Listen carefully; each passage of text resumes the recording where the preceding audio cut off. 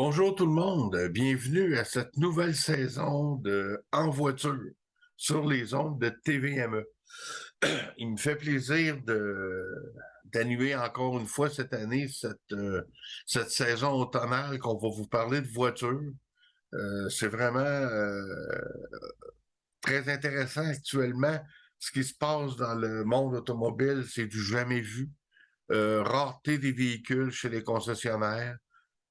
Inflation majeure des prix sur plusieurs voitures. Vous avez une voiture chez vous depuis 2, 3 ans, ben, ça se peut que vous la vendiez presque le prix que vous l'avez payé. Encore plus si jamais vous êtes propriétaire d'une voiture électrique, là, c'est sûr que vous allez la vendre même plus cher que ce qu'elle valait neuve, étant donné la grande rareté des véhicules électriques. C'est vraiment là un après-COVID qui est vraiment surprenant. Mais bon, on est là, fait que moi je suis là pour vous en parler, vous parler des nouveaux véhicules, des véhicules qui s'en viennent dans les prochains mois, voire prochaines années. Comme en arrière de moi, vous avez la fameuse Volkswagen ID4. Je vais vous en parler tantôt. C'est vraiment intéressant. Donc, on va commencer. Comme à l'habitude, ben, je vais avoir différentes chroniques encore cette année. Rumeurs et nouvelles, qui est toutes à peu près les nouveautés qui ont été présentées récemment ou même un petit peu au cours de l'été. J'ai ramassé pas mal d'informations. On va vous passer des images du Salon des véhicules électriques de Québec. On s'est rendu là au début de l'été. On est allé tourner des images là, donc on va vous présenter une partie du reportage. Pas toute, là, parce qu'il y en a long, on va vous le passer à différents moments. On va vous parler du prix de l'essence avec un petit mot de la fin. C'est pas mal les chroniques qu'on a pour cette semaine. Si on va dans rumeurs et nouvelles, la première chose, c'est un nouveau joueur qui rentre sur le marché canadien qui s'appelle VinFast. VinFast, c'est impressionnant. C'est une compagnie vietnamienne, conglomérat vietnamien, très gros, très puissant financièrement, qui a décidé depuis quelques années, je dirais 5 ou 6 ans, de se lancer dans le domaine automobile. Il semble très, très, très bien réussir. Donc, ils ont décidé d'arriver sur le marché nord-américain, dont le Canada. Écoutez, là, l'usine qu'ils construisent actuellement, c'est 832 hectares, ou plus précisément 8,32 km². C'est une superficie 4 fois supérieure à celle du Mont-Royal, à Montréal. Donc, c'est très, très, très gros. Le modèle qui va arriver, le premier, c'est le VF8 Eco et Plus, deux versions. Ils ont une autonomie de 420 et 400 km selon la norme mondiale WLTP. Ça, c'est une norme mondiale. Donc, si on dit 420, 400, il faut en enlever un 10-15% sur notre norme américaine. Les véhicules vont se vendre entre 50 850 et 59 350. Seront disponibles comme modèle 2023, probablement en 2023 ici aussi. Après ça, suivra le VF9 Eco Plus aussi. Les autres à 69 000 et 75 000 avec des autonomies jusqu'à 594 kilomètres, mais selon toujours la norme WLP. Donc, ça va faire un peu moins. Par contre, particularité de ce fabricant-là, ce sont les batteries du véhicule ne sont pas à vous. Vous n'êtes pas propriétaire des batteries. Vous n'en êtes donc pas responsable. Il y a un terme de location qui coûte 139 mensuellement. Donc, c'est un peu particulier. Là, c'est le premier qui va faire ça. On verra. Vous avez droit avec ça d'un certain nombre de kilomètres. Après ça, 900 du kilomètre supplémentaire. Fait que c'est un petit peu particulier. Je suis pas sûr qu'ils auront un gros succès. On voit des photos ici il y aura un gros succès avec ce système de location de batterie. Là. Ça n'a rien à voir avec le véhicule. Le véhicule, très intéressant. On voit ici le véhicule, on voit une partie de l'usine. On a aussi la vue avant du véhicule en rouge, très, très beau petit SUV, moyen SUV, devrais-je dire. Et on a aussi l'intérieur avec une très grande écran au centre. Donc, c'est un beau véhicule. OK, on continue avec le fameux Volkswagen ID4. C'est vraiment le retour de la minivan de Volkswagen, celle qui a été la Peace and Love des années 70, 60, 70. Écoute, de son introduction dans les années 50, on avait ça avec un moteur refroidi à l'air, quatre cylindres à l'arrière qui était vraiment dérivé de la fameuse Beetle. Fait que ça a évolué au cours des années. On a eu plusieurs versions. On a fini avec un moteur avant refroidi au liquide, là. Et la dernière vanne qui nous a été sur le marché nord-américain, c'était la Routan. La Routan, c'était quoi? Ben, c'était une Dodge Grand Caravan maquillée. Donc, ça n'a pas été un succès. Par contre, je pense qu'on l'a ID4. On va voir vous voyez les photos, là, c'est vraiment un beau clin d'œil au passé. C'est une silhouette à couper le souffle. Une autonomie de 423 km. Fait que c'est quand même bien. C'est pas donné. C'est pas donné. On parle de 70 à 85 000 $ en Europe. Donc, ben non, c'est le modèle européen si on fait la translation. Beaucoup plus de modèles disponibles en Europe qu'en Amérique du Nord. Ici, c'est déjà commencé à rouler sur les routes en Europe.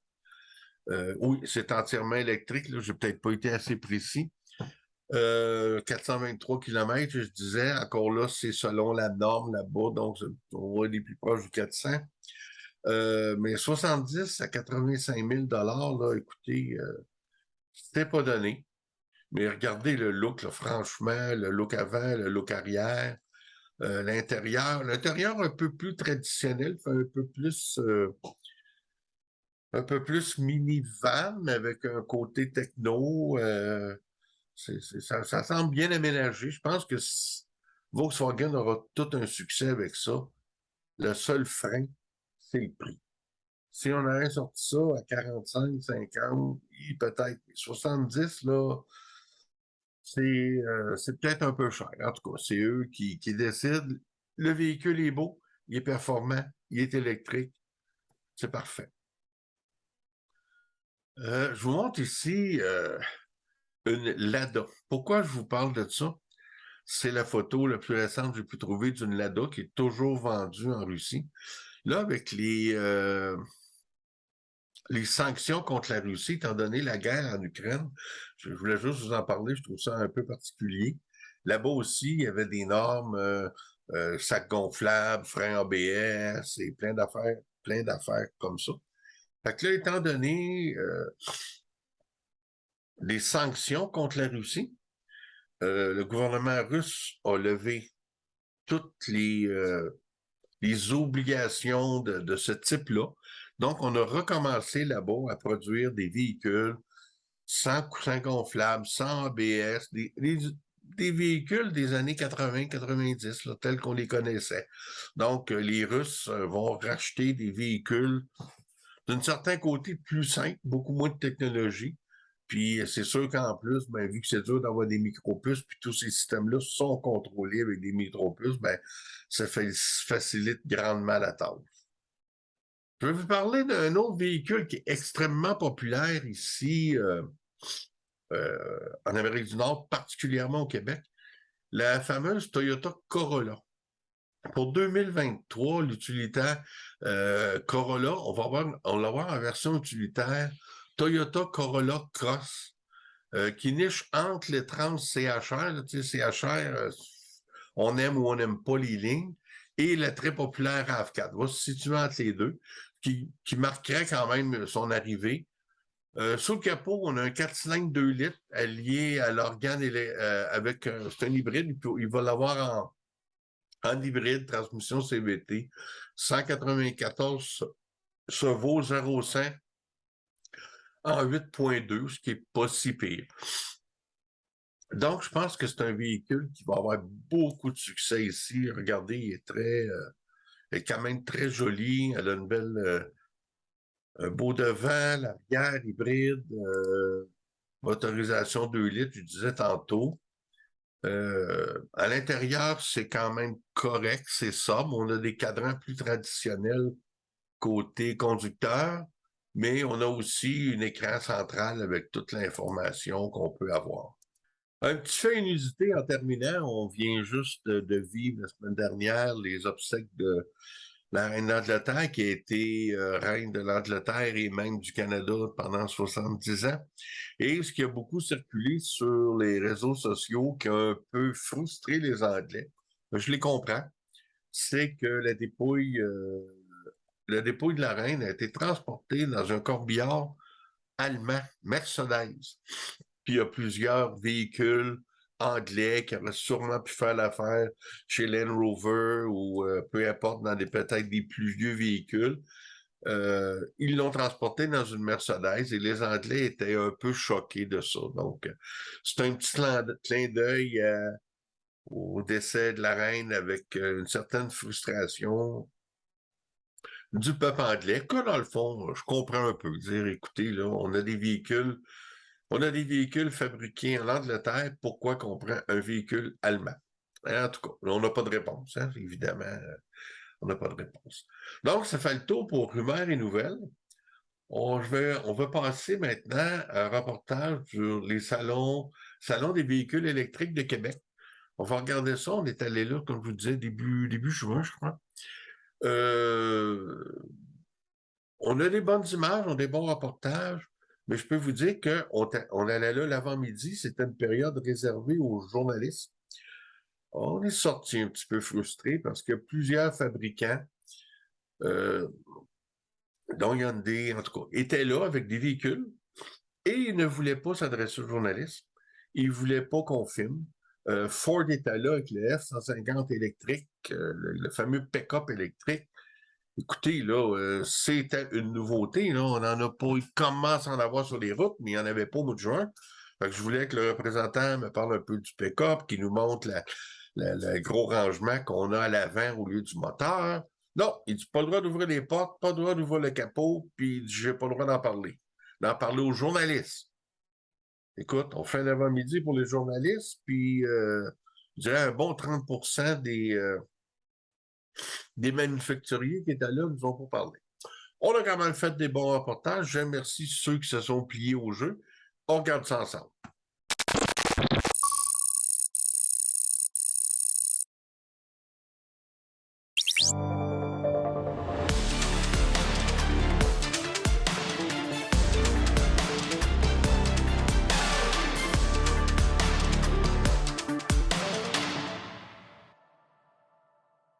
Oui, donc nous avons ici le modèle Audi Q4 e-tron, donc c'est notre nouveau modèle chez Audi.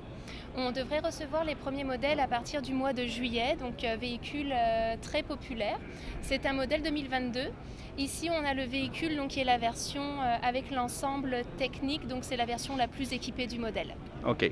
Ça se situe où dans les automobiles? C'est un VUS, c'est une auto, c'est où exactement? Ça me semble beaucoup être un VUS, là. Oui, tout à fait. Donc c'est un VUS. On est dans le petit VUS, donc si vous connaissez un petit peu la marque, on est entre le Audi Q3 et le Audi Q5, donc c'est vraiment un entre-deux.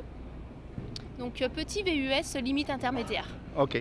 La gamme de prix, c'est, ben là, ici on a le modèle le plus dispendieux, si je comprends, mais la gamme de prix se situe où à peu près? Alors le modèle d'entrée de gamme, on est à 59 950. Puis par la suite, vous pouvez ajouter des ensembles d'options donc qui vont faire augmenter le prix. OK. Et est-ce qu'il est éligible aux crédits gouvernementaux? Actuellement, oui.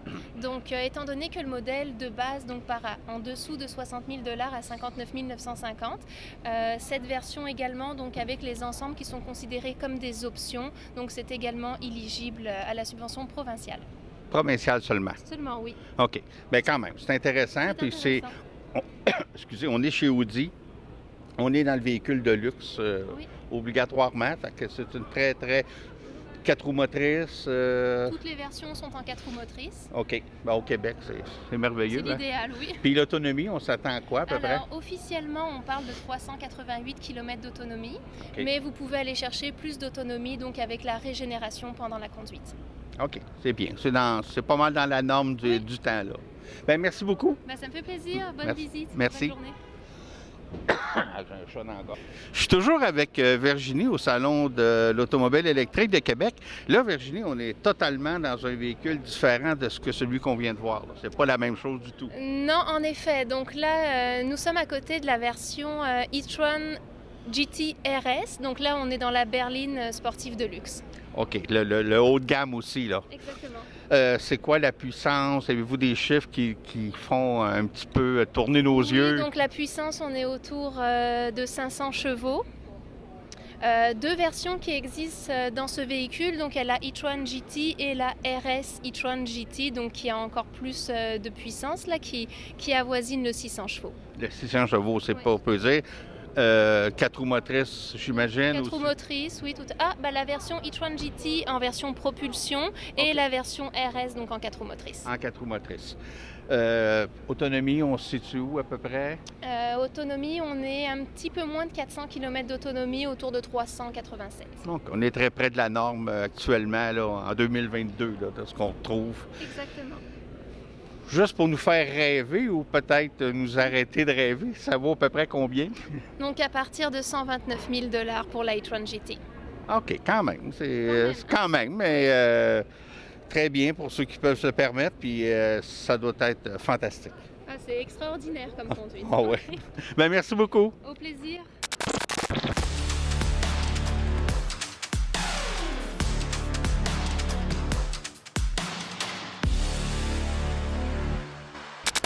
Je suis en compagnie de M. Dubois. Bonjour. Bonjour, ça va bien? Oui, ça va bien. Là, on est face à un tout nouveau véhicule, un nouveau fabricant. Expliquez-nous un peu de quoi il en ressort. Bon, nous, on est Imperium, on est un importateur de véhicules électriques. Puis ça, c'est un véhicule fabriqué en Chine par une compagnie qui s'appelle Skywell, qui fabrique des véhicules commerciaux depuis à peu près 18 ans, tous électriques. Et ça, c'est leur premier véhicule passager. Il est maintenant vendu en Chine et en Europe, et on l'a introduit en Amérique cet automne. Cet automne. Mhm. OK. Sur le nom de Imprime. Il va s'appeler le IMC, le SEV. OK. Un jeu de mots, si on veut, sur Sport Electric Vehicle. Sport électrique véhicule, OK. Ouais. Parce que je vois, lui, c'est écrit Skywell, mais c'est un modèle Skywell, c'est le manufacturier. manufacturier. Oui, il va être changé pour IMC. IMC. OK. Ouais. Donc, on est ici, c'est un petit SUV, ben moyen peut-être. Oui, à quelques centimètres près, il y a de la grosseur d'un Honda CR-V. OK. Par contre, l'empattement est beaucoup plus grand et l'aide de la cabine est énorme, comparativement, disons, à un Pathfinder. Il y OK. a beaucoup d'espace à Il y a beaucoup l'intérieur. d'espace. Et c'est un 4 roues motrices, j'imagine? Non, c'est pas un 4 roues motrices, c'est une traction avant. Oh, une traction avant. Traction OK. avant, éventuellement en 4 roues, mais au moins 2 ans. OK. Ça va rentrer, vous me dites, cet automne sur Cet le automne. marché canadien, québécois? Marché québécois et canadien, ça rentre à l'automne. Marché américain, quelques mois après. OK. Hey, pour une fois, on est avant les Américains. Ouais, c'est ça. Mais je pense que le marché canadien est un peu plus friand de véhicules électriques, peut-être? Surtout le Québec, oui. Surtout Vous le avez, parce que ce véhicule-là, est, comme on le voit ici, là, il est 45 000. Donc, il y a les deux incitatifs au Québec. Donc, il en fait dans les environs de 33 000. À 33 000 on a un véhicule 100 électrique. Parlez-nous un peu des garanties. Est-ce que c'est un nouveau manufacturier, un Ah nouvel oui. importateur? Parce Ouais, que c'est ça. les gens vont être portés à penser à ça, là. Ben, nous, on a utilisé le modèle ancien, si on veut, du concessionnaire automobile. On va avoir 3 concessionnaires au Québec, dont un à Québec, 2 à Montréal. Mais on a aussi une association avec un groupe d'indépendants qui va faire le service dans des régions un peu plus éloignées, que ce soit la Gaspésie, Lac-Saint-Jean. Donc, il va y avoir des centres de services et de garantie. La garantie, c'est 360 000 sur tout, 5 ans 100 000 sur la motricité et puis 8 ans 160 000 km sur la batterie. Oh, c'est quand même une garantie assez solide, là. C'est similaire à ce que les manufacturiers japonais offrent. OK, c'est bien. Puis, est-ce qu'il y a d'autres modèles qui vont suivre? J'imagine que oui. Éventuellement, oui. Le prochain modèle a déjà été montré aux investisseurs. C'est un VUS un petit peu plus petit, aussi tout électrique. Puis on espère être capable de rentrer un modèle de base juste à 30 000 $.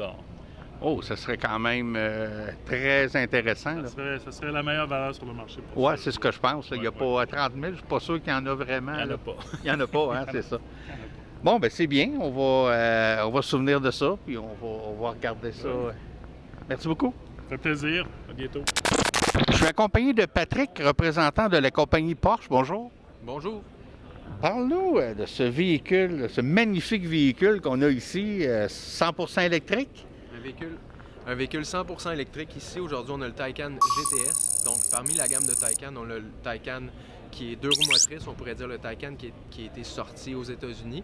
Celui-là n'est pas disponible au Canada. On a le Taycan 4 qui ici est disponible au Canada, qui est 4 roues motrices. Éventuellement, on a le 4S, le Taycan GTS, le Taycan Turbo et le Taycan Turbo S. Ici, un modèle un peu plus rare, le Taycan GTS. OK. Quand tu me parles de turbo, là, c'est des Taycan à moteur à essence, c'est ça? Évidemment, la nomenclature Porsche, au fil des années, ont décidé de garder la nomenclature pour leur véhicule électrique. Le turbo, évidemment, il n'y a pas de turbo dans le véhicule électrique. On a cependant 2 moteurs électriques, un en avant, un à l'arrière, et on a 2 vitesses sur le moteur arrière. OK, donc, on a un véhicule électrique avec une nomenclature turbo. Exact. Ça veut sûrement dire qu'il marche un peu plus. OK, parle-moi un petit peu de la performance du véhicule qu'on a ici. Oui, le Taycan GTS est une voiture très performante. Il faut dire que l'accent GTS porte à plusieurs aspects de la voiture qui soulignent le Gran Turismo, le GTS de chez Porsche. Ce modèle-ci a 590 forces, donc chevaux vapeur, puis fait le 0-100 en 4 secondes. 4 secondes, c'est impressionnant là, quand même. C'est quand même pas une petite voiture, elle est quand même assez de l'espace pour 4 personnes. Évidemment, c'est un 4 places, mais comme vous disiez, c'est très impressionnant, mais ce qui est encore plus impressionnant là-dedans, c'est qu'il n'y a pas de vitesse. Donc, on n'a pas un certain torque ou un certain chevaux vapeur à une révolution moteur. C'est 590 forces, point à la ligne. Qu'on soit à 30 km/h ou qu'on soit à 60, ça nous accote dans le siège. Oui, exactement. Un véhicule électrique, toute marque confondue, ça a sa performance à 1 RPM. En partant, tout est là. Exactement. Bien, ce qu'on dit, le torque vector, là, comment je pourrais dire en français? Le vecteur de coupe, bien, c'est une ligne droite qui monte. Au lieu d'être une ligne qui est un petit peu plus affaissée pour les moteurs qui sont à essence, à révolution moteur, et qui ont des boîtiers de vitesse. Celui-là a 2 vitesses, donc une deuxième vitesse qui entre aux environs de 90 à 100 km/h. Donc, et 2 moteurs, ce qui veut dire que le torque vectoring, le vecteur de coupe, est droit. Donc, on a une ligne qui est très droite. Aussitôt qu'on pèse sur l'accélérateur, qui est un potentiomètre dans ce cas-ci, bien, on sent tout de suite la puissance qui est assez impressionnante, je vous dirais. Même lorsqu'on est habitué, comme moi, de conduire des Porsche, bien, c'est impressionnant. C'est une autre expérience. C'est une expérience, exactement. Puis, dans l'échelle de prix, on se situe à peu près où? Le Taycan GTS, dans ce modèle-ci, débute aux 150 000 $, plus les frais de livraison, évidemment. Là. Mais on peut dire que celui-là, aujourd'hui, on est aux alentours de 188 190 000. Okay. Et au niveau d'autonomie, c'est toujours la question dans le véhicule électrique? Comme je dis à tout le monde, bien évidemment, si je donne l'auto à ma mère, puis si je prends l'auto, on n'aura vraiment pas le même nombre d'autonomie. J'ai le pied plus pesant, j'aime l'accélération, le freinage qui est plus dynamique aussi. Dans son cas, ma mère est très douce au volant, donc ce qui veut dire qu'elle va faire 500, 550 km, puis moi, je vais en faire 350, 400. Donc, tout dépend de la manière dont on l'utilise. Mais si on fait attention, si on a une bonne recharge, une bonne récupération au freinage, on est capable d'aller chercher les 500 550 km. On a des clients qui sont allés jusqu'à 560. Oh, quand même. Ouais. Parce que la norme, vite, aujourd'hui, c'est autour de 400. Oui, absolument. La norme, effectivement, pour celui-là, je dirais aisément 450. Conduite un peu plus sportive, on va aller dans les 420. Puis, si on fait attention, 500, 530 facilement. Ah ben, merci beaucoup les précisions. Bon salon. Ça m'a fait plaisir. OK, fait que j'espère que vous avez trouvé ça intéressant. Évidemment, vous allez remarquer cette année, je vais vous parler souvent de véhicules électriques. C'est une tendance extrêmement lourde. C'est ce que veut aussi le gouvernement. Vous avez regardé les débats politiques. Dans chaque parti, on nous parle de véhicules électriques, de plus en plus de véhicules électriques. Évidemment, ça va prendre de l'électricité aussi. Là. Politiquement, il va falloir qu'on se range à faire ça comme il faut. Mais malheureusement, de ce temps-ci, c'est très rare, c'est très difficile de s'en procurer. Le prix de l'essence cette semaine, la semaine dernière, là, parce que les rapports sont toujours une semaine en retard, dans la région, pour le secteur de Sherbrooke, qui est pas mal la même chose pour nous autres ici dans la région de Valcourt, le prix réaliste était 1,59$. Mais bon, c'est ça. Ça varie un peu dans certaines régions. On m'a dit que dans le secteur de la Rive-Sud de Montréal, de ce temps-là, c'était un peu moins cher. Il y a une tendance qui se dégage depuis une couple de mois, c'est que ça diminue. Là. On était passé au-dessus du 2$. Là, on est autour d'un $1,59$, $1,60$. Ça va-tu redescendre encore? Je ne sais pas trop. Mais reste toujours un peu volatile. Mais espérons là, que ça va encore descendre un peu pour l'hiver. C'est toujours une période où on consomme plus d'essence, hein, les voitures et tout. C'est bon. J'espère que cette première émission de En voiture vous a plu. On a beaucoup d'autres reportages de Déjà en banque. On est allé un spécial sur les Corvettes à Béthanie. On est allé voir les voitures antiques à Richemont. Donc, on va vous présenter différents reportages. J'aurai aussi possiblement des reportages live. Là, je suis en train de travailler là-dessus. On verra si ça fonctionne. Donc, merci beaucoup d'avoir été là. Je vous dis à la semaine prochaine.